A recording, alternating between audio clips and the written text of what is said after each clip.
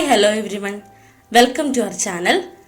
Channel ആദ്യമായി കാണുന്ന ആരെങ്കിലും ഉണ്ടെങ്കിൽ ചാനലൊന്ന് സബ്സ്ക്രൈബ് ചെയ്ത് ബെല്ലൈക്കൺ പ്രസ് ചെയ്യുക. നമ്മൾ ഇന്ന് പ്രിപ്പയർ ചെയ്യാൻ പോകുന്നത് ഒരു ടേസ്റ്റി ആയിട്ടുള്ള വളരെ എളുപ്പത്തിൽ നമുക്ക് ഉണ്ടാക്കിയെടുക്കാൻ പറ്റുന്ന കുട്ടികൾക്കൊക്കെ വളരെയധികം ഇഷ്ടപ്പെടുന്ന ഒരു എഗ് കബാബാണ്. എഗ് കട്ട്ലേറ്റ് അല്ലെങ്കിൽ എഗ് കബാബ്. 4 മണി സ്നാക്കൊക്കെ ആയിട്ട് വളരെ എളുപ്പത്തിൽ ഉണ്ടാക്കിയെടുക്കാൻ പറ്റുന്ന ഒരു സ്നാക്കാണ്. ഇതെങ്ങനെ പ്രിപ്പയർ ചെയ്യുന്നതെന്ന് നോക്കാം. ഇതിനു വേണ്ട ingredients: carrot 1 cup, beetroot 1 cup, പിന്നെ ഉരുളക്കിഴങ്ങ് പൊട്ടറ്റോ നമ്മൾ വേവിച്ച് മാഷ് ചെയ്തെടുത്താണ്, പിന്നെ ഒരു 2 സവാള, വെളുത്തുള്ളി, ഇഞ്ചി, പച്ചമുളക്, പുഴുങ്ങിയ 4 മുട്ട. ഇത്രയാണ് ഞാൻ എടുത്തേക്കുന്നത്. നമുക്ക് 4 മുട്ട അങ്ങോട്ട് 16 സ്നാക്ക് ഉണ്ടാക്കാം. ഞാൻ ഇവിടെ കാണിച്ചിരിക്കുന്ന പോലെ മുട്ട നമുക്ക് 4 പീസാക്കി എടുക്കാം. ഒരു മുട്ട നമുക്ക് 4 പീസാക്കാം. ആദ്യം നമ്മൾ സാധാരണ കട്ട് ചെയ്യുന്നത് പകുതിക്ക് കട്ട് ചെയ്യുക, പിന്നെ ഒരു പകുതി വീണ്ടും പകുതിയാക്കാം. അങ്ങനെ ഒരു മുട്ടയിൽ നിന്ന് 4 പീസ് കിട്ടും നമുക്ക്. അങ്ങനെ 4 മുട്ടയും കൂടി കൂട്ടി 16 പീസ് കിട്ടും. അങ്ങനെ 16 സ്നാക്ക് ഉണ്ടാക്കാം നമുക്ക്. 4 മുട്ടയുണ്ടെങ്കിൽ വീട്ടിലുള്ള എല്ലാവർക്കും വയറിനറിയാൻ പാകത്ത് ഇഷ്ടംപോലെ ഉണ്ടാക്കാനുള്ളതുണ്ട്. ഇനി നമുക്ക് ഇതെങ്ങനെ പ്രിപ്പയർ ചെയ്യുന്നത് നോക്കാം. ചട്ടി എടുത്ത് അതിലോട്ട് എണ്ണ ഒഴിച്ച് കടുക് പൊട്ടിച്ചു കൊടുക്കണം. എന്നിട്ട് അത് ചൂടാകുമ്പോൾ വേണം നമ്മൾ നമ്മുടെ പച്ചക്കറിയൊക്കെ ഇട്ട് കൊടുക്കാനായിട്ട്. ക്യാരറ്റും ബീട്രൂട്ടും ഗ്രേറ്റ് ചെയ്താണ് അരിഞ്ഞെടുത്തേക്കുന്നത്. സവാള വളരെ കുഞ്ഞായിട്ട് അരിഞ്ഞെടുക്കണം കേട്ടോ. ഗ്രേറ്റ് ചെയ്ത് അരിഞ്ഞെടുത്തത് പെട്ടെന്ന് വേവാനും എല്ലാത്തിനും നല്ലത് അതാണ്, അതുകൊണ്ടാണ്. ഇനി നമ്മൾ കടുക് പൊട്ടി കഴിയുമ്പോൾ എണ്ണയിലോട്ട് ഇഞ്ചിയും വെളുത്തുള്ളിയും പച്ചമുളകും ഇട്ട് മൂപ്പിക്കുക. അത് കഴിഞ്ഞിട്ട് നമ്മുടെ സവാളയും അരിഞ്ഞു വെച്ചിരിക്കുന്ന ക്യാരറ്റും ബീട്രൂട്ടും ഇട്ട് നന്നായിട്ടൊന്ന് ഇളക്കി വേവിച്ചെടുക്കണം. നന്നായിട്ടൊന്ന് വെന്ത് വന്നിട്ട് വേണം നമ്മൾ ആദ്യം മാഷ് ചെയ്ത് വെച്ചിരിക്കുന്ന പൊട്ടറ്റോ ഇടാനായിട്ട്. പൊട്ടറ്റോ ഓൾറെഡി വെന്തതായതുകൊണ്ട് നമ്മൾ ഈ പച്ചക്കറി വെന്ത് കഴിഞ്ഞിട്ട് ഇട്ട് കൊടുത്താൽ മതി. നമുക്ക് ആ പൊട്ടറ്റോയും കൂടി ആഡ് ചെയ്ത് നന്നായിട്ട് ഇതൊന്ന് മിക്സ് ചെയ്തെടുക്കാം. അത് നമുക്ക് ഇതിനകത്ത് കുറച്ച് മസാലപ്പൊടികൾ ആവശ്യമുണ്ട്. അതെന്തൊക്കെയാന്ന് നോക്കാം. ഇടയ്ക്കൊന്ന് ടേസ്റ്റ് ചെയ്ത് നോക്കി ഉപ്പ് ആവശ്യത്തിനില്ലെങ്കിൽ ഇട്ട് കൊടുക്കണേ. 1/2 ടീസ്പൂൺ മഞ്ഞൾപ്പൊടി, 2 ടീസ്പൂൺ മുളക് പൊടി, 1 ടീസ്പൂൺ മല്ലിപ്പൊടി,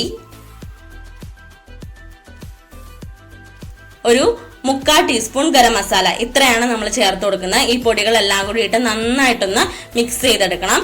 എന്നിട്ട് പൊടികളുടെ പച്ചമണം മാറുന്നോടം വരെ ഇളക്കി മിക്സ് ചെയ്യണം. എണ്ണയുടെ കുറവുണ്ടെന്ന് തോന്നുകയാണെങ്കിൽ എണ്ണ ആഡ് ചെയ്താൽ മതി. നല്ലൊരു മിക്സ് ആയിട്ട് ഇപ്പൊ ഇതുപോലെ നല്ലൊരു മിക്സ് ആയിട്ട് നമുക്ക് കിട്ടും. തീരെ കുറവായിരിക്കണം, എന്നാലേ നന്നായിട്ട് കുഴച്ചെടുക്കാൻ പറ്റത്തുള്ളൂ. 1/2 കപ്പ് മൈദയിലോട്ട് കുറച്ച് ഉപ്പും വെള്ളവും ഇട്ട് ഇതുപോലെ മിക്സ് ആക്കി എടുക്കാം. പച്ചക്കറികളൊന്ന് തണക്കണം കേട്ടോ. തണുത്തിട്ട് ഇങ്ങനെ കുഞ്ഞു ബോളാക്കി പരത്തി നമുക്ക് ഷേപ്പിനെടുക്കാം. പച്ചക്കറികൾ തണുത്ത് കഴിയുമ്പോൾ നമുക്ക് കൈ കൊണ്ട് നല്ല എളുപ്പത്തിന് ചെയ്യാൻ പറ്റും. നിങ്ങൾക്ക് വേറെ ഏതെങ്കിലും ഷേപ്പ് വേണമെങ്കിൽ അച്ചൊക്കെ ഉണ്ടെങ്കിൽ അത് വെച്ച് ചെയ്യാം.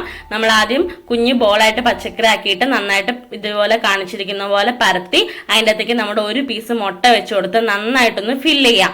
നമ്മുടെ ഫില്ലിങ്സ് നന്നായിട്ട് ആഡ് ചെയ്ത് നല്ല രീതിയിൽ ഫില്ല് ചെയ്ത് ഞാനിപ്പോൾ ചെയ്തിരിക്കുന്ന ഷേപ്പിൽ വേണമെങ്കിൽ ചെയ്യാം, അല്ലെങ്കിൽ അച്ചുണ്ടെങ്കിൽ അതിനനുസരിച്ച് നമുക്ക് ഇഷ്ടമുള്ള ഷേപ്പിൽ ചെയ്തെടുക്കാം. ഇപ്പം മുട്ട ഇങ്ങനെ നീളത്തിൽ കണ്ടിച്ചിരിക്കുന്നതുകൊണ്ട് നമുക്ക് ഈ ഷേപ്പിൽ ചെയ്തെടുക്കുന്നതായിരിക്കും പെട്ടെന്ന് എളുപ്പം. പെട്ടെന്ന് ചെയ്തെടുക്കാനും സാധിക്കുന്ന ഈ ഒരു ഷേപ്പായിരിക്കും.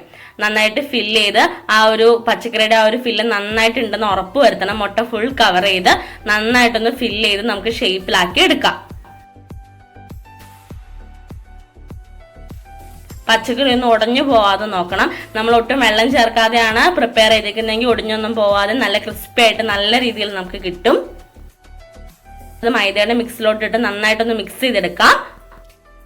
ഞാനിപ്പോൾ ഇവിടെ റസ്കിന്റെ ക്രംസ് ആണ് എടുത്തേക്കുന്നത്. ബ്രെഡ് ക്രംസ് ആണെങ്കിലും റസ്കിന്റെ ക്രംസ് ആണെങ്കിലും കുഴപ്പമില്ല. റസ്കിന്റെ ക്രംസ് ആകുമ്പോൾ കുറച്ചുകൂടെ ക്രിസ്പി ആയിട്ടിരിക്കും. അതിലിട്ട് നന്നായിട്ടൊന്ന് നമുക്ക് മിക്സ് ചെയ്തെടുത്ത് നല്ലൊരു കോട്ടിങ് ആക്കിയെടുക്കാം. എന്നിട്ട് വേണം നമുക്കിത് ഫ്രൈ ചെയ്തെടുക്കാനായിട്ട്. ഇങ്ങനെ നമ്മുടെ എല്ലാ സ്നാക്കും എല്ലാം ഒന്ന് നമുക്ക് മിക്സ് ചെയ്ത് ബ്രെഡ് ക്രംസിൽ ഇട്ടിട്ട് ഒരു 10 മിനിറ്റത്തേക്ക് മാറ്റി വെക്കാം. അപ്പൊ നന്നായിട്ടൊന്ന് ഉറച്ച് നല്ല സ്റ്റിഫായിട്ട് ക്രിസ്പി ആയിട്ട് വരും. അപ്പൊ നമ്മളിങ്ങനെ എല്ലാ സ്നാക്കും ചെയ്തെടുത്തിട്ടുണ്ട്. ഇനി വേണം നമുക്കിത് ഫ്രൈ ചെയ്യാനായിട്ട്. നമ്മളൊരു 10 മിനിറ്റ് മാറ്റി വെക്കുവാണെങ്കിൽ നന്നായിട്ടൊന്ന് ഉറച്ചു വരും. അത് നമ്മൾ ശ്രദ്ധിക്കേണ്ട കാര്യമാണ്. നമുക്ക് വേറൊരു പാൻ എടുത്ത് അതിൻ്റെ അകത്തേക്ക് ആവശ്യത്തിന് എണ്ണ ഒഴിച്ചു കൊടുത്ത് നമുക്കിത് ഫ്രൈ ചെയ്തെടുക്കാം. ഇത്രയേ ഉള്ളൂ, ഇതിന്റെ ഫൈനൽ പ്രോസസ്സാണിത്. ഇത് ഫ്രൈയും കൂടി ചെയ്ത് കഴിഞ്ഞാൽ നമ്മുടെ സൂപ്പർ ആയിട്ടുള്ള ഒരു 4 മണി പലഹാരം റെഡി ആയിട്ടുണ്ട്. നമുക്ക് കടയിലൊക്കെ കിട്ടുന്ന കട്ട്ലേറ്റിന്റെയും മീറ്റ് റോളിന്റെ ഒക്കെ ഒരു ടേസ്റ്റ് ആണ് ഇതിന്. എല്ലാവരും ട്രൈ ചെയ്ത് നോക്കണം. പിള്ളേർക്കൊക്കെ പെട്ടെന്ന് നമുക്ക് ഒരു സ്നാക്ക് ഉണ്ടാക്കി കൊടുക്കണമെന്ന് വെച്ചാൽ ഉണ്ടാക്കിയെടുക്കാൻ പറ്റുന്നതാണ്. കുട്ടികൾക്കൊക്കെ വളരെയധികം ഇഷ്ടപ്പെടുന്ന ഒരു ടൈപ്പ് സ്നാക്കാണ്. എല്ലാവരും ട്രൈ ചെയ്ത് നോക്കണം. ഇപ്പൊ നമ്മുടെ ഇത് ഫ്രൈ ആയിട്ടുണ്ട്. നന്നായിട്ട് എണ്ണയിലിട്ട് ഫ്രൈ ആക്കി എടുക്കുക. അപ്പൊ നമ്മുടെ എഗ് കബാബ് ഇവിടെ റെഡി ആയിട്ടുണ്ട്. വളരെ സിമ്പിൾ ആയിട്ട് ഈസി ആയിട്ട് നമുക്ക് വീട്ടിലുള്ള പച്ചക്കറിയൊക്കെ വെച്ച് ഉണ്ടാക്കിയെടുക്കാൻ പറ്റുന്ന ഒരു ഐറ്റം ആണ്. എല്ലാവരും ട്രൈ ചെയ്ത് നോക്കണം. നിങ്ങൾ എല്ലാവരും ഇതൊന്നും വീട്ടിലുണ്ടാക്കി കുട്ടികൾക്ക് കൊടുത്തു നോക്കും. കുട്ടികൾക്കൊക്കെ ഭയങ്കരമായിട്ട് ഇഷ്ടപ്പെടുന്ന ഒരു സ്നാക്കാണ്. എല്ലാവരും ട്രൈ ചെയ്ത് നോക്കുക. വളരെ സിമ്പിൾ ആയിട്ട് ഉണ്ടാക്കാൻ പറ്റുന്ന ടേസ്റ്റി ആയിട്ടുള്ള സ്നാക്കാണ്. അടുത്ത രുചിയേറെ വിഭവമായി വരുന്നത് വരെ എല്ലാവർക്കും ബൈ. ചാനൽ സബ്സ്ക്രൈബ് ചെയ്യാത്ത ആരെങ്കിലും ഉണ്ടെങ്കിൽ ചാനൽ ഒന്ന് സബ്സ്ക്രൈബ് ചെയ്ത് ബെല്ലൈക്കൺ പ്രസ് ചെയ്യുക. Thank you.